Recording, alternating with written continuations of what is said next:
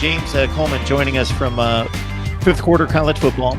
Also, Sports Den Live. That's his podcast. Got to check it out. Just go to Big Game James 36 on Twitter, and you can check out all his content there.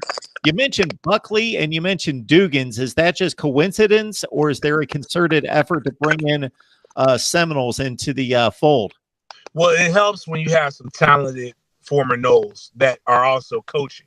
So, but again, there's situations like Buckley. If there's an opportunity, he'll come. Not opportunity, not just an opportunity, but if the situation is correct, he likes where he's at. He's Mississippi State's been very good to him. They do a really good job coaching him. Like he's done a good job coaching DBs, and it's a lateral move no matter which way we look at it. It's the SEC, so a money situation. Like yes, Florida State can match most schools buck for buck, but I mean it's a lateral move. That's there's nothing else to it. Dugans, however, did just get let go.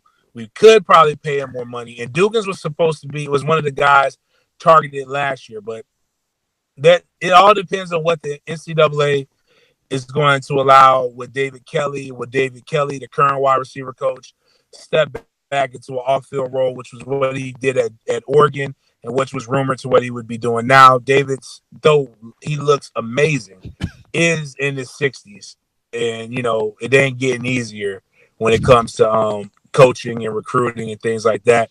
But with the nature of the transfer portal, the nature of recruiting, with your players need, development, it's almost like you do need more front office staff like the NFL, and that's kind of what David Kelly has the most experience on the staff. But Dugans would be a great upgrade.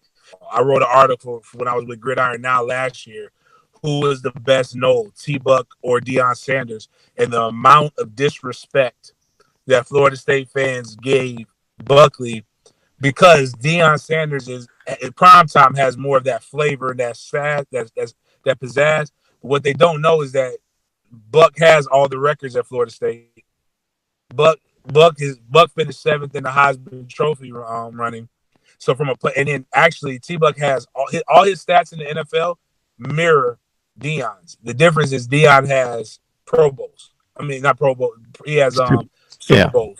So when you have a guy like that these kids who love to Google, because in my day-to-day, my training business, people look at me and like, hey, I don't quite look the same as I looked in 2005, 2006, but then they go Google and they're like, hey, wait a minute, coach, you can ball a little bit. And I have to tell him my son is learning that too now as he gets a little older. He wants to think that dad didn't really play football, so I have to check him sometimes. Yeah, when we look back at college players, too many times people can't make that separation, and they let the NFL status, which again, you're underlying Terrell Buckley's play in the NFL, which was extremely good, not legendary like Deion Sanders, but it was very, very good, very, very capable. But as the years go by, people are like, well, he wasn't an NFL great.